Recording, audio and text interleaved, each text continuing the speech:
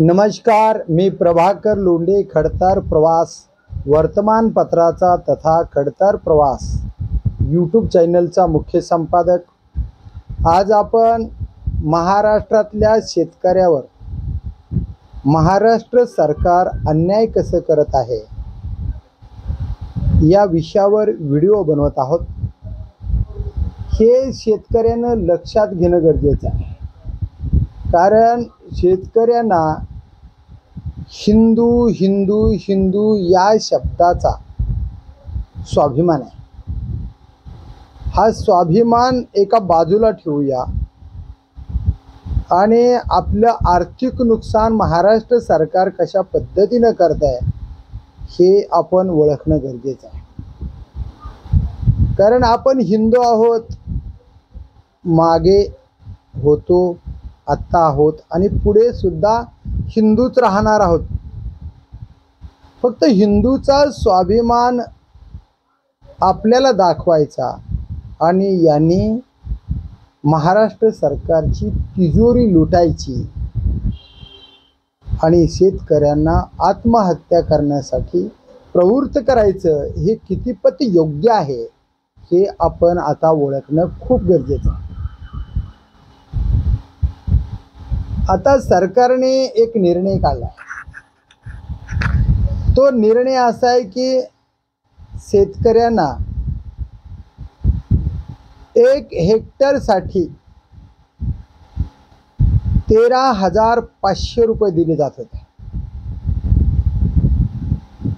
आता त्या शेतकऱ्याला फक्त 8,500 रुपये दिले जाणार आहेत। म्हणजे सरकार शेतकऱ्याच्या हेक्टरच्या पाठीमागे 5,000 रुपये कमी देणार आहे। आता 5,000 रुपये जर कमी मिळत असतील तर शेतकऱ्यानं सुधारायचं कसं? शेतकऱ्यांनी विविध बँकेतून या जमिनीची मशागत करण्यासाठी, या जमिनीसाठी पीक बियाणे घेण्यासाठी बँकेकडून कर्ज घेतलेलं असतं आणि बँकेचं कर्ज कधीच थांबत नाही। एका रात्रीला कर्ज वाढत जात आहे। जेवढे दिवस कर्ज आपल्याकडे आहे तेवढ्या दिवसाचं व्याज ही बँक घेतल्याशिवाय सोडत नाही आणि म्हणून शेतकरी खूप मोठ्या संकटात सापडत आहे आणि शेतकरी आत्महत्या करण्यासाठी प्रवृत्त झालेला आहे। खरं तर मरण्यासाठी प्रवृत्त करणारे हे सरकार शेतकरी राजाची पिळवणूक करून शेतकरी कसा मेला पाहिजे हे स्वप्न बाळगणारे हे सरकार, आणि त्या शेतकऱ्याला गर्व से कहो हम हिंदू है, अरे आज भी आहोत, काल भी होता आणि पुढेही राहणार आहेत। याचा अर्थ असा आहे का आम्ही हिंदू आहोत म्हणून आम्हाला हिंदूच्या स्वाभिमाना खाली गाडता का तुम्ही? म्हणजे मरायला शेतकरी, चरायला हा पुढारी, अशीच परिस्थिती झाली ना। महसूल मंत्री तर म्हणाले या नैसर्गिक नुकसान भरपाईच्या विषयावर पंचनामे करण्यात यावे असं शेतकऱ्याची मागणी आहे आणि त्या पंचनाम्यानुसार शेतकऱ्यांना नुकसान भरपाई द्यावी अशी मागणी आहे। बघा, शेतकऱ्याला थेट महसूल मंत्री म्हणाले कशाचे ढेकळाची पंचनामा करायची का? कशाचे ढेकळाचे पंचनामे करायचे? खरं पाहिलं तर शेतकऱ्यांनी आता या मंत्र्यांच्या विरोधामध्ये त्याच जमिनीतले ढेकळं हातात घेण्याची गरज पडलेली आहे। असं म्हणणाऱ्या मंत्र्याला ढेकळाचे पंचनामा करायचेत का असे म्हणणाऱ्या मंत्र्यांना शेतकऱ्यांना आत्महत्या करण्यासाठी प्रवृत्त करणाऱ्या या मंत्र्यांना मी म्हणेन, पत्रकार म्हणून शेतकऱ्यांनी भर रस्त्यामध्ये या मंत्र्यांच्या गाड्या अडवून यांना जॉब विचारणं गरजेचं आहे. तुम्ही शेतकरी बांधवांनो, आत्महत्या करायची गरज नाही. शेतकरी बांधव या देशाचा राजा आहे, मतदार राजा आहे. शेतकऱ्याने पिकवलं तर ही मंत्री खाऊ शकतात, नाहीतर गाडीत बसायची सुद्धा यांच्याकडे ताकद राहणार नाही. कारण शेतकऱ्याने पिकवलेलं अन्न खाऊन त्या शेतकऱ्यांनाच मरण्यासाठी प्रवृत्त करणारे हे मंत्री आहेत. एका बाजूला मोठमोठे भ्रष्टाचार आणि दुसऱ्या बाजूला तिजोरीमध्ये खडखडाट. हा पैसा या महाराष्ट्रातल्या जनतेच्या खिशातल्या कर टॅक्समधून मिळालेला पैसा नेमकं हे मंत्री घालवतात कुठे? कुठे जातो हा पैसा? कोण लुटतंय महाराष्ट्राला? कुणामुळे शेतकरी मरत आहेत आणि कुणामुळे हे चोरटे चरत आहेत याचा विचार महाराष्ट्रातल्या 12 कोटी जनतेने करणं गरजेचं आहे. चक्क हे मंत्री महोदय सर्वसामान्य जनतेला वेड्यात काढण्याचं काम करत आहेत.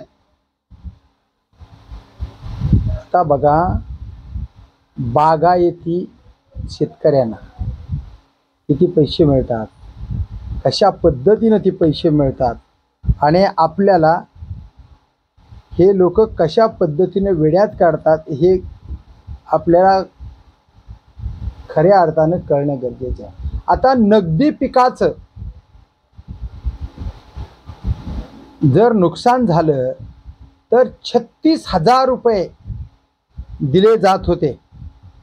आता ते 36,000 रुपये यापुढे तुम्हाला दिले जाणार नाहीत. याचं कारण असं आहे, तुम्हाला 22,500 रुपये मिळणार आहेत. 36,000 तुम्हाला मिळत होते नुकसान भरपाई, आता मिळणार आहे 22,500. म्हणजे तुमचं नुकसान किती होणार आहे तर 13,500 रुपये नगदी पिकाचं नुकसान होणार आहे. हे शेतकऱ्याने लक्षात घेणं खूप गरजेचं आहे. मग मला सांगा, शेतकरी जो आहे तो मध्यम शेतकरी कस काय सुधारणार आहे? याचं कंबरडच जर मोडलं गेलं तर हा शेतकरी पुढे जाणार कसा, असाही प्रश्न आज प्रत्येक शेतकऱ्यांना पडलेला आहे.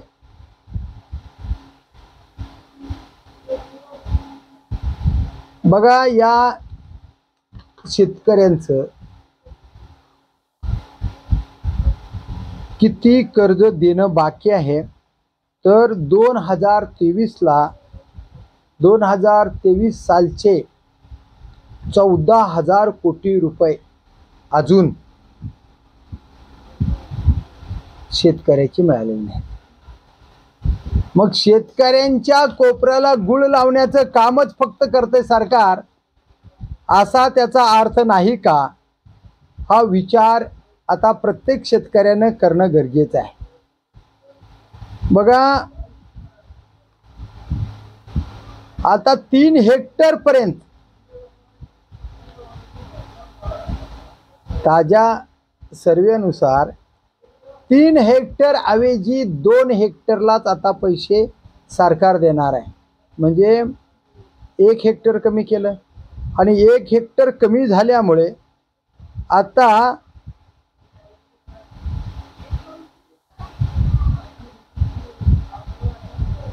साडेसात एकरला जी रक्कम मिळणार होती, 1 हेक्टर कमी झाल्यामुळे आता 5 एकरलाच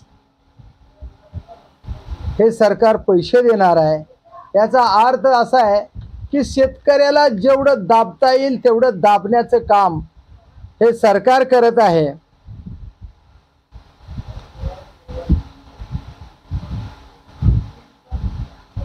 बघा, या सरकारने दर सुद्धा जाहीर केलेले आहेत। 2024 मध्ये बिगर सिंचन पिकासाठी शेतकऱ्यांना 13,600 रुपये प्रमाणे रक्कम मिळत होती। आता प्रति हेक्टर साठी निर्णय घेतला आहे। काय निर्णय घेतला आहे? प्रति हेक्टर साठी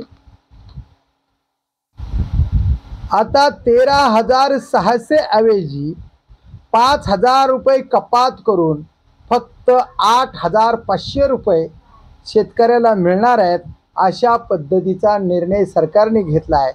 आता या ठिकाणी आपल्याला एवढंच म्हणायचं आहे की हे सरकार शेतकऱ्यांना वेड्यात काढत नाही का? फक्त मतासाठी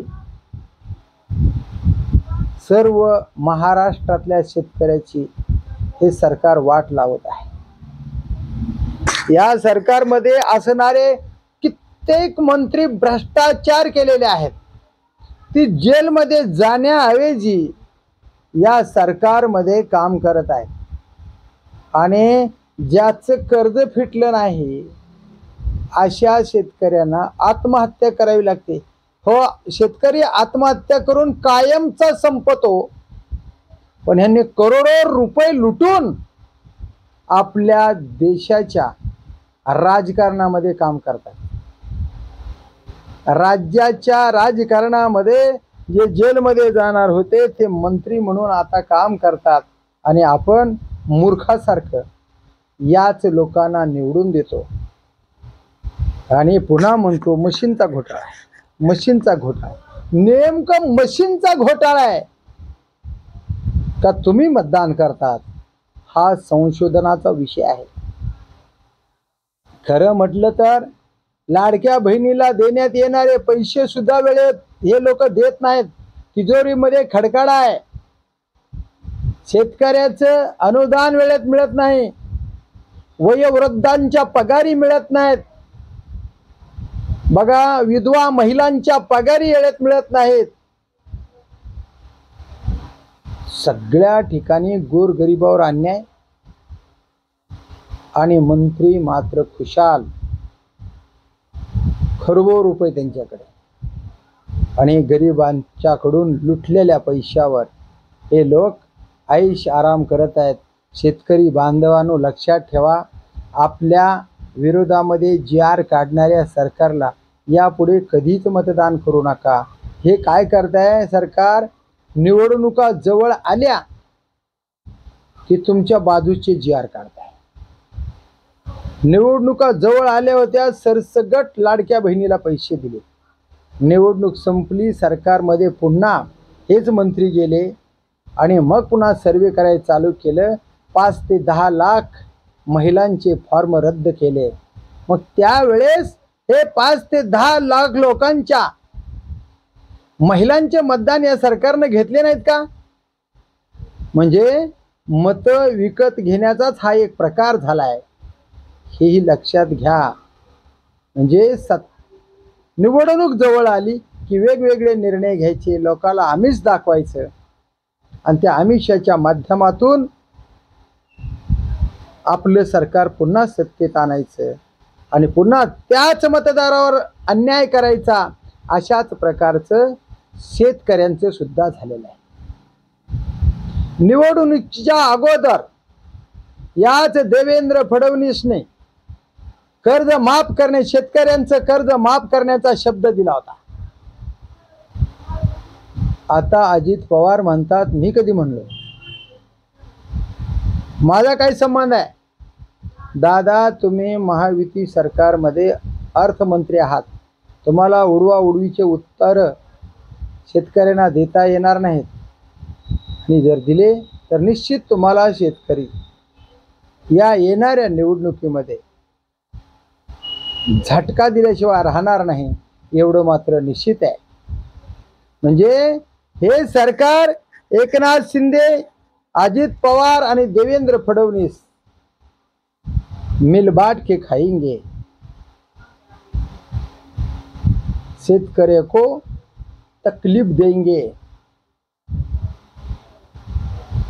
शेतकरी मरना चाहिए, म्हणजे शेतकरी मेला पाहिजे आणि आम्ही सरकारमध्ये काम केलं पाहिजे अशीच भूमिका या मंत्री महोदयांची आहे। म्हणून महायुती सरकारपासून सावध राहा। शेतकऱ्याचं नुकसान, कष्टकऱ्यांचं नुकसान, सर्वसामान्य जनतेचं नुकसान करणारं हे सरकार उद्योगपतीच्या फायद्याचं सरकार आहे। गरिबाचं नुकसान आणि उद्योगपतीचा फायदा करणाऱ्या सरकारपासून तुम्ही सावध राहावं आणि शेतकऱ्याचं नुकसान करणाऱ्या या सरकारला महाराष्ट्रातून, केंद्रातून पाय उतार करावं एवढीच अपेक्षा आता महाराष्ट्रातल्या सर्व शेतकऱ्यांची, सर्वसामान्य जनतेची आहे। तर शेतकरी बांधव नेमकं काय करतो ते आपण पाहणार आहोत येणाऱ्या निवडणुकीमध्ये। मग जिल्हा परिषद आहे, पंचायत समिती आहे, नगरपालिका आहेत, या निवडणुकीमध्ये आपण पाहणार आहेत। पण हे सरकार अजून कसं या शेतकऱ्यांना लुटणार आहे, गरिबाला लुटणार आहे हे सुद्धा पाहू येणाऱ्या काळामध्ये। खरंच हे सरकार दिलेले शब्द पाळणार असेल तर शेतकऱ्यांना योग्य प्रमाणामध्ये न्याय देतील का याच्याकडे शेतकऱ्यांचं लक्ष आहे आणि दिलेला शब्द पाळतील का, शेतकऱ्यांचं कर्ज माफ होईल का आणि सर्वसामान्य जनतेला न्याय मिळेल का याचकडे आता लक्ष आहे। तर बघूया हे सरकार येणाऱ्या काळामध्ये कसं वागतं ते आणि कसा महाराष्ट्रातल्या 12 कोटी जनतेला न्याय देतं ते येणाऱ्या काळातच। मी प्रभाकर लोंढे, खडतर प्रवास वर्तमानपत्राचा तथा खडतर प्रवास यूट्यूब चॅनलचा मुख्य संपादक। हे चॅनल आपण नवीन असाल तर सबस्क्राईब केलं नसेल तर ते सबस्क्राईब करून घ्या आणि असेच वेगवेगळे व्हिडिओ पाहण्यासाठी खडतर प्रवास यूट्यूब चॅनल सबस्क्राईब करा। धन्यवाद। धन्यवाद धाराशिवकर। जय हिंद, जय महाराष्ट्र।